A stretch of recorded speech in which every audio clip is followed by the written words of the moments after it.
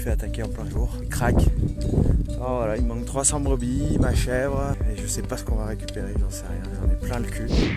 Petite réaction à une vidéo que vient de diffuser Brut Nature, un média que j'aime beaucoup, qui vient de diffuser un reportage sur les bergers confrontés aux loups. Je pense que les journalistes ont fait honnêtement leur travail, mais il me semblait utile et important de rajouter quelques points, surtout pour mettre en perspective par rapport à ce que dit le berger. La moindre faille de l'éleveur ou du berger va être potentiellement exploitée par le loup. Ils savent qu'ils sont surveillés tout le temps, ils savent pas par où et ils savent que ça va frapper quoi. Je surveille toute la nuit à l'aide de la caméra thermique. C'est un animal qui est très difficile à trouver. Il est nulle part parce qu'on le voit pas, mais en fait il est partout. Parce que dès qu'on compte, il en manque.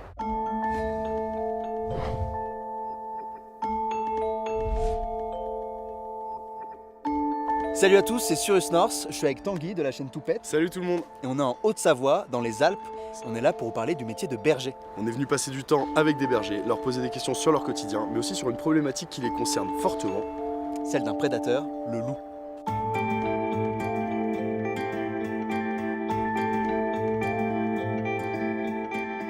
Attends, là c'est ton bureau en fait? Ouais, c'est le bureau, tu vois, c'est beau, on a les glaciers. C'est pas beau, c'est incroyable comme bureau. Franchement, t'as le bureau le plus classe au monde. La cabane, elle est un peu plus haut, on la voit pas, mais quand t'es de la cabane, tu vois le Mont Blanc tous les matins quand tu te lèves. Wow.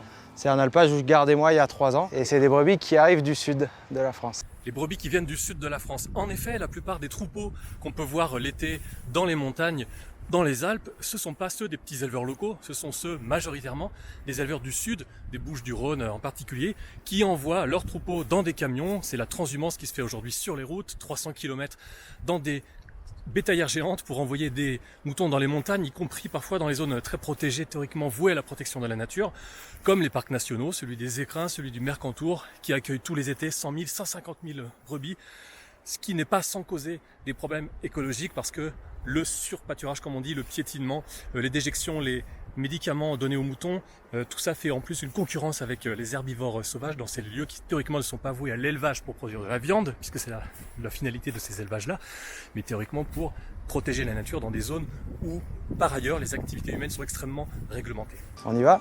Yes. C'est parti. Allez mon gars. Allez, viens.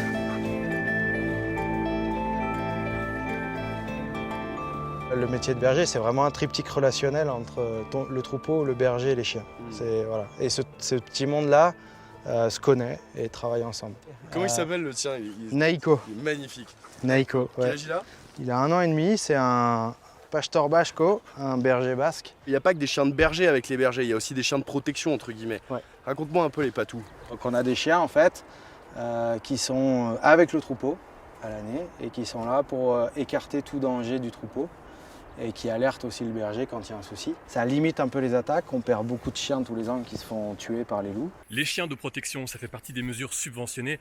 Donc l'argent public paye à 80, 90 ou 100% pour les éleveurs l'acquisition de ces chiens, leur nourriture, les croquettes, la rénovation des cabanes pastorales, les clôtures pour protéger les moutons, les radiocommunications en montagne pour que les bergers puissent communiquer, et puis le salaire de ces bergers, puisqu'en fait l'immense majorité des bergers qui sont présents dans les Alpes françaises, là où il y a des loups, le sont parce qu'il y a des loups et parce que du fait du loup, de l'argent public subventionne aux éleveurs propriétaires des troupeaux le travail de ces bergers. Donc les bergers en montagne sont là grâce aux loups. Elles ont quand même une belle team de sécurité ces brebis. Hein. Entre toi, ton chien de berger et ton patou. Pourtant ça suffit pas, ça suffit pas. Hein. il y a 12 500 brebis qui sont mortes l'an passé sous les crocs du loup. 12 500 juste en France? Juste en France. Ah, c'est bon. Il y a environ 10 000, 12 000 ovins qui sont tués chaque année par des possibles loups, puisque ce chiffre en fait englobe à la fois les animaux tués par des loups avec certitude et puis ceux pour lesquels on n'est pas certain, puisque quand on n'est pas certain, on range ça dans cette catégorie loup possible et c'est ce chiffre-là qu'on obtient. Et pour tous ces animaux-là, les éleveurs sont indemnisés, ce qui n'est pas le cas pour les autres causes de mortalité. Et d'ailleurs, il faut mettre en perspective avec justement les autres causes de mortalité, qui sont les maladies, qui sont les chutes dans les alpages, les dérochements sans rapport avec la prédation, les pertes diverses, ce qui fait que pour une brebis, un ovin tué par un possible loup, il y en a environ 10 qui meurent d'autres causes en montagne et pour lesquelles les éleveurs ne sont pas indemnisés.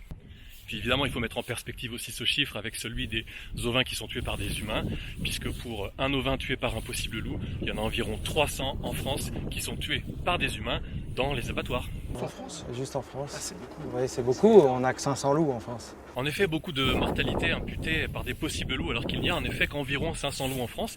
Et justement, c'est intéressant de voir que ce chiffre-là, la mortalité infligée, disons, par loup, elle est beaucoup plus élevée en France que dans pratiquement tous les autres pays d'Europe. Puisqu'il y a des loups aussi en quantité au moins aussi importante qu'en France dans les pays voisins. Il y en a beaucoup plus en Espagne, beaucoup plus en Italie par exemple. Et proportionnellement au nombre de loups, eh bien, les autres pays ont beaucoup moins de mortalité sur les troupeaux, alors même que la France est le pays dans lequel on donne quasiment le plus d'argent, le plus d'aide, de subventions et d'indemnisation aux éleveurs pour se protéger, pour les aider à s'adapter à la présence des loups. Il y a donc quand même un petit problème que d'ailleurs les services de l'État pointent régulièrement, puisque les éleveurs français à la fois sont plus indemnisés que les autres pour s'adapter à la présence des loups, et à la fois arrivent moins bien que les autres à se protéger, à protéger leurs moutons de la présence des loups. C'est des choses qui sont même admises par les services de l'État. En fait, en France, une minorité des troupeaux concentre une majorité de la prédation par des loups. Alors c'est évidemment très difficile en fait de protéger bien un troupeau contre les loups, mais force est de constater que la plupart des éleveurs et des bergers finalement n'ont que très peu d'attaques, et dans certains cas, il y a énormément d'attaques, soit parce qu'il y a un travail qui est mal fait, des mesures déficientes, soit parce qu'en fait peut-être le terrain n'est pas toujours adapté, c'est-à-dire qu'on fait une activité agricole de production de viande à travers l'élevage des moutons, dans des endroits très difficiles, en montagne, difficiles d'accès, dans les zones brumeuses, dans des endroits très pentus et rocheux, où en effet l'activité agricole, comme l'élevage des moutons, n'est peut-être pas la meilleure activité, en tout cas la plus adaptée à l'environnement. Donc ça fait un bon ratio. Historiquement, le loup était présent sur environ 90% du territoire de la France au XVIIIe et XIXe siècle. Mais à l'époque, l'imaginaire français associe le loup à un animal dangereux pour l'homme.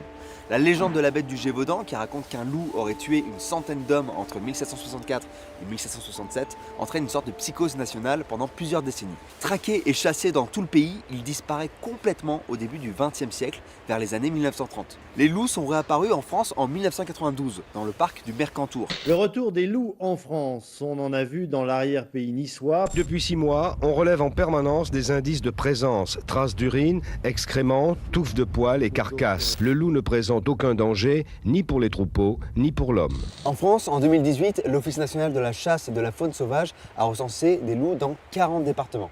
Il y aurait aujourd'hui au moins 72 meutes, toutes situées dans les Alpes et la Provence. C'est donc forcément aussi dans ces régions que les éleveurs subissent la majorité des pertes. En France, il y a une problématique du loup parce que ce prédateur carnivore peut s'attaquer à des animaux domestiques, notamment des ovins comme les brebis, les agneaux, les moutons, mais aussi des chèvres, parfois des veaux et plus rarement des poulains. Et ça impacte le travail des éleveurs et surtout des bergers qui sont en charge de la protection de ces troupeaux.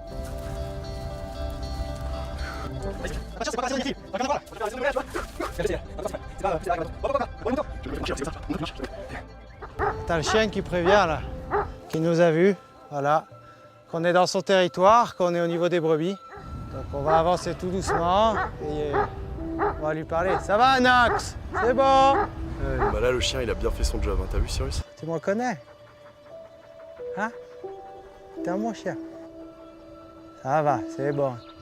Tu veux jouer, loulou? Oui. Hey, t'as bougé. Ça va. C'est bon. On peut y aller.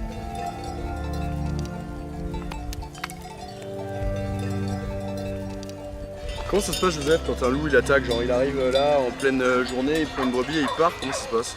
Tu le vois attaquer? Il y a plusieurs configurations. Là, on est dans un milieu ouvert, donc on peut le voir arriver. Souvent, ils se cachent et ils ont un peu l'âge, ça se confond un peu avec la roche. Okay. Ce qui nous fait remarquer qu'il y a le loup qui est présent, souvent, c'est que le troupeau va s'affoler d'un coup, va partir dans tous les sens. Là où le troupeau, il est, tu vois, tous ensemble. Ouais, il y a une cohésion. Il y a une cohésion. Et si le troupeau se met à attaquer, on va avoir soit un lot qui part à droite, soit un lot qui part à gauche. Les loups sont malins, quand ils sont en meute, souvent ce qu'ils font, c'est qu'ils attirent les chiens d'un côté pour laisser les deux autres attaquer de l'autre. Ça laisse un trou ouvert. Et ils font quoi? Ils les consomment sur place ou ils vont les traîner et les emmener ailleurs? Pareil, il n'y a pas de règle. Soit c'est consommé sur place, soit c'est juste égorgé. Parce qu'il faut, tu vois, pour la traîner, la brebis, là, quand même, c'est quoi ces animaux? Ça pèse quoi? 50, 60 kilos? Ça peut peser de 45 à 75 kilos, mais on a déjà vu des loups traîner leur proie sur 7 km. 7 km. Et on voit que c'est du loup parce que les os sont brisés, ce qu'un chien ne peut pas faire. C'est une super espèce parce qu'à manger, il y a à manger. Il y a des chevreuils, des chamois, etc. Sauf que pour lui, c'est bien plus facile d'aller attaquer nos troupeaux. Ouais, c'est ça, c'est l'opportunisme en fait. C'est que Complètement. plutôt que d'aller. Ouais. Il va aller calculer la dépense d'énergie par rapport à son gain. Elles vont passer là. Voilà. Et des fois, tu fais passer le col et le loup, lui, il attend de l'autre côté.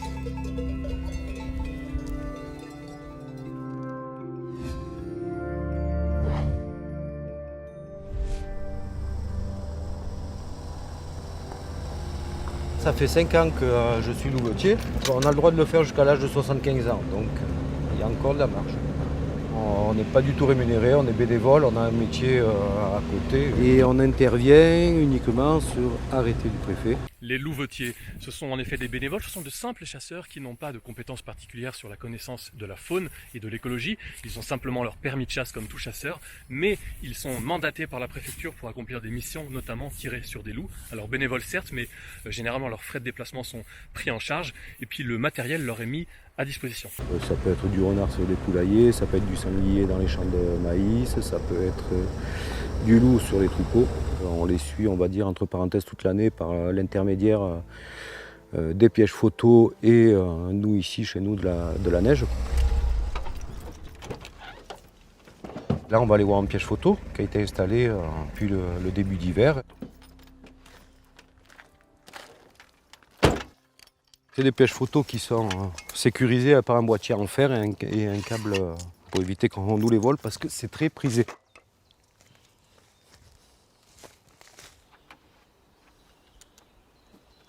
Ah ben voilà. Je sais pas s'il a été fait exprès celui-là. Première photo, il y a un loup qui arrive dans le champ du piège photo. Le loup est un animal particulièrement fantomatique. Il fait partie des animaux qui ont une culture. Et les loups en Europe sont persécutés depuis des millénaires, donc ils ont parfaitement intégré cela. Et donc ils savent se faire extrêmement discrets. Même pour les naturalistes qui espèrent le voir, c'est un véritable Graal.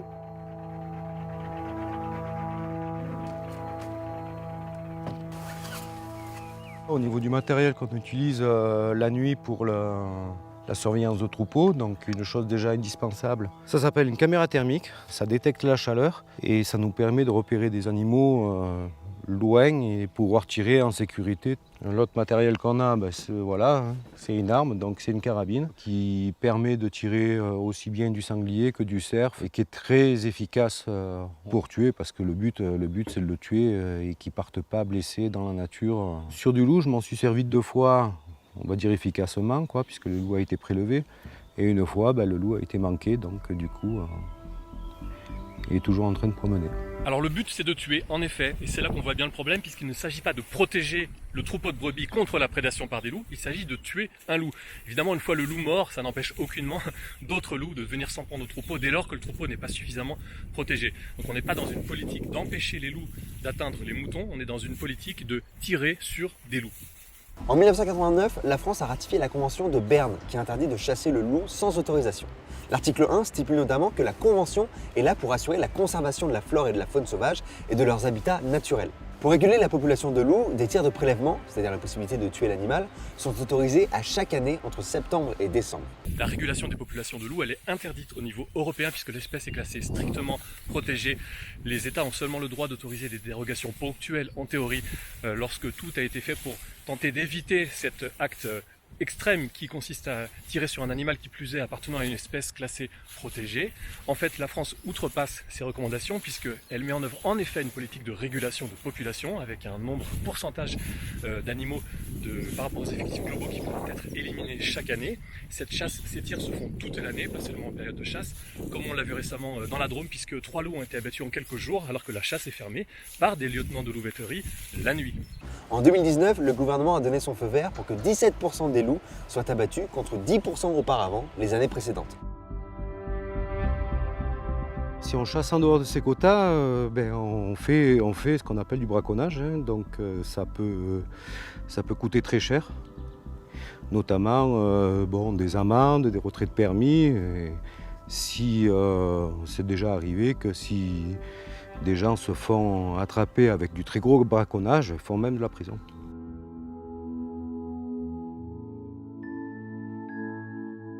En fait, on le déteste pas, mais c'est juste que Toi, à la fin de la saison, t'en peux plus, quoi. T'es crevé. Ils te harcèlent en fait. Ils te J'ai harcèlent l'impression tout que c'est le de la, tu sais, du C'est du harcèlement de harcèlement fond. en fait. C'est Ouais. comme s'il y avait quelqu'un qui était sur ton estive avec un fusil, avec une lunette, tu le voyais jamais.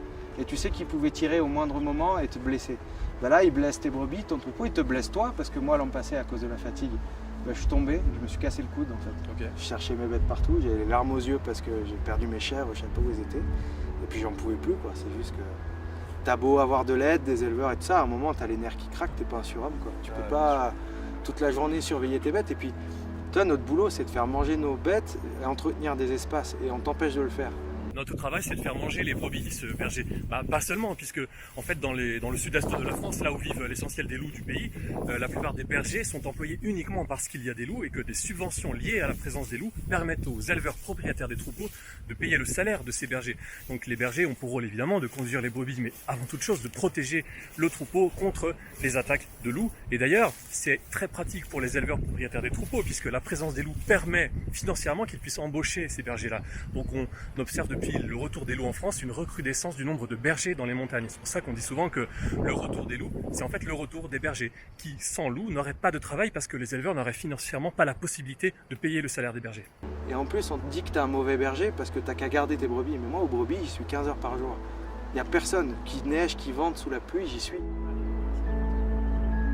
Moi, j'ai la chance d'avoir ma femme avec moi. Et j'ai une chance fabuleuse de l'avoir. Parce que quand tu es tout seul, je peux te dire que tu pètes les plombs. Il faut avoir les nerfs bien accrochés et être passionné parce que sinon tu tiens pas, quoi. Ça le tendait, ça le stressait et du coup c'était au quotidien, il fallait prendre sur soi pour que notre vie de couple n'en pâtisse pas. Du coup, il transmet son stress aussi. Ouais. Mais ouais, t'as quelques jours où t'angoisses, quoi. Est-ce que si vous aviez le droit de vous défendre face au loup, ça changerait quelque chose? Si vous aviez le droit de vous défendre, c'est ce qu'on entend souvent dire, mais en fait, la loi autorise tous les éleveurs et les bergers, là où il y a des loups, à tirer sur n'importe quel loup avec des dérogations massives qui sont accordées, dès lors qu'évidemment la personne qui tire et qui utilise un fusil possède le permis de chasse, puisque c'est un préalable nécessaire à l'utilisation de ces armes-là dans la nature. Et si le berger et l'éleveur ne souhaite pas faire lui-même ce tir, il peut déléguer, comme ça se fait très couramment, les tirs à des chasseurs lambda, pas forcément des lieutenants de louveterie. Ce qui fait que dans les faits, tous les bergers, les éleveurs, dans les zones de présence de loups, ont le droit de tirer sur des loups.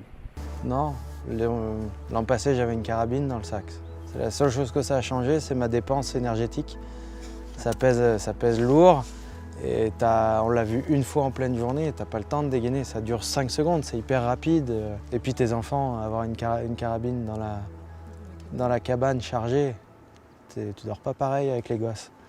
Donc voilà, je pense que c'est pas la solution. Enfin pour nous en tout cas, on n'est pas berger pour ça. Ça ne change rien d'avoir la carabine. Bah en effet, c'est pas une mesure efficace, c'est ce que maintenant on constate beaucoup, c'est-à-dire il suffit pas d'abattre un loup, ça n'empêche pas plus tard d'autres loups de revenir, donc c'est pas du tout la bonne solution. Il y aurait beaucoup de travail d'ingénierie à faire pour faire en sorte que les loups ne puissent pas s'en prendre à des moutons, mais on en est resté à une politique par le tir, comme ça se fait de façon générale pour la gestion des problèmes de coexistence entre la faune sauvage et les activités humaines. Les mesures qui sont en général mises en avant et demandées par les acteurs, demandées par les représentants de l'élevage et mis en œuvre par l'État, c'est l'abattage, l'abattage, l'abattage. On se rend compte que ça ne fonctionne pas.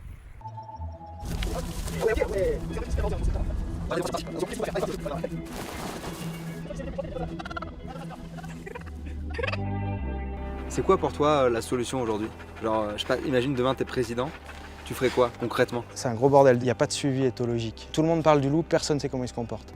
C'est-à-dire que tous ceux qui t'expliquent que ça attaque la nuit, que c'est pas possible que ça s'approche de l'homme, etc., c'est des gens qui connaissent rien, ils ont juste vu le loup dans les livres, on en parlait au XVIIIe siècle et c'est tout. Ou les gamins qui allaient garder, ils faisaient claquer les sabots et puis le loup fuyait. Aujourd'hui, c'est plus du tout comme ça. Alors, on a des environnementalistes qui veulent absolument pas qu'on puce les loups ou les meutes pour savoir où elles sont, parce qu'elles pensent que grâce au puçage, on va aller les tuer. Tu vois, enfin, je veux dire, il y a une espèce de paranoïa schizophrène où tout le monde se méfie de tout le monde et du coup, il se passe plus rien et personne n'est content. Il y a eu une période où on a cohabité avec le loup, le berger et le loup. La cohabitation, elle ne peut pas exister. Voilà. Il n'y a pas de cohabitation possible, il y a une coexistence possible. Okay. Mais pour qu'il y ait coexistence, il faut qu'il y ait réciprocité. On est deux prédateurs en haut de la chaîne alimentaire. Alors est-ce que les loups sont au sommet de la chaîne alimentaire? Est-ce que les humains le sont? Ce qui est certain, c'est que les loups ont absolument besoin de manger de la viande, et d'ailleurs c'est ce qu'ils font toute l'année, même quand il n'y a pas de troupeau dehors, puisqu'ils se nourrissent très majoritairement d'animaux sauvages. Ils se nourrissent de chevreuils, de cerfs, de sangliers, de mouflons, de chamois, etc. Et puis évidemment, quand c'est plus facile pour eux, ils s'en prennent aux moutons. Mais la différence quand même qu'il faut rappeler, c'est que l'être humain n'a pas besoin de manger d'agneaux. Enfin, c'est pas vital, je pense que maintenant on est bien conscient de ça, c'est pas vital pour notre bonne santé de manger des agneaux qui sont la finalité des élevages à viande dans les zones de présence de loups dans le sud-est de la France. Que les loups ont évidemment besoin de façon vitale de manger des animaux. Et dans n'importe quel milieu, quand il y a deux prédateurs sur un même territoire, l'un et l'autre savent que s'ils vont sur le territoire de l'autre, il y a un risque létal. Ouais, t'as une concurrence. Aujourd'hui, il n'y a pas. Aujourd'hui, le loup, il est surprotégé. Ah, le loup surprotégé, c'est ce qu'on entend souvent de la part d'éleveurs. Dans les faits, ça n'est pas le cas du tout, puisque, comme je le disais, tous les éleveurs, les bergers qui en font la demande peuvent avoir le droit d'abattre des loups, que des milliers, je dis bien des milliers de chasseurs ordinaires ont le droit d'abattre des loups dans le sud-est de la France, et ce, dans des conditions qui sont beaucoup plus permissives que pour toutes les autres espèces chassables, alors que le loup n'est théoriquement pas chassable, mais protégé, et même dans des conditions plus permissives que les espèces classées nuisibles ou susceptibles d'occasionner des dégâts, puisque les loups peuvent être abattus toute l'année, de jour comme de nuit, avec des instruments, des caméras thermiques qui n'ont pas le droit d'être utilisés pour la chasse d'autres animaux. Et puis on a des phénomènes d'hybridation qui sont compliqués avec les chiens aussi, qui créent des comportements complètement anormaux. Nous, ce qu'on voudrait, c'est pas qu'il y ait plus de loups, c'est qu'il y ait 0 brebis tuées. 0 brebis tuées, c'est certainement ce qu'on peut tous souhaiter. Alors c'est très difficile évidemment de protéger efficacement un troupeau de moutons contre la prédation des loups. Il faut dire quand même que certains éleveurs, certains bergers y parviennent, et donc peu, voire pas du tout de prédation. Alors peut-être ont-ils développé une meilleure technicité, peut-être ont-ils de meilleurs chiens de protection, peut-être qu'ils font ce travail de production de viande dans des environnements qui sont plus adaptés, plutôt que dans des milieux vraiment très escarpés, très difficiles à surveiller. Et puis il faut rappeler que le premier prédateur des ovins, c'est pas le loup, c'est bien évidemment l'être humain, puisque nous tuons en France tous les ans 3 millions d'ovins dans les abattoirs, essentiellement des agneaux qui ont été retirés à leur mère, aussi des femelles adultes et des mâles adultes, et plus globalement à l'échelle mondiale, plusieurs centaines de millions d'ovins sont tués tous les ans dans les abattoirs, alors qu'on sait désormais que manger des ovins, de la viande de mouton, de la viande en général, c'est évidemment pas du tout vital, ça n'est pas indispensable à notre bonne santé. Par rapport à la montagne et au pastoralisme en montagne, ce sera difficile d'avoir le 0 dégâts. L'idéal, ce vers quoi il faudrait tendre, c'est essayer d'intégrer la contrainte du loup, la réduire à son maximum, mais en sachant bien qu'on ne pourra pas totalement la faire disparaître. Ça devrait passer à 17% de prélèvement. On sait très bien qu'il y a 20% de reproduction, donc ça veut dire qu'on n'est toujours pas en phase de stabilisation. On est toujours en phase d'augmentation. C'est plutôt une gestion par la vengeance, de l'œil pour œil, dent pour dent, comme pour faire baisser une pression sociale. Or, est-ce qu'on veut uniquement faire baisser la pression sociale ou faire baisser la prédation? Ça, c'est vraiment la question et c'est ce sur quoi il faut travailler. Voilà, merci à Brut pour ce reportage que j'ai trouvé intéressant parce qu'il montre la réalité du travail de berger en montagne, un métier difficile, et j'espère que mes petits compléments auront été utiles.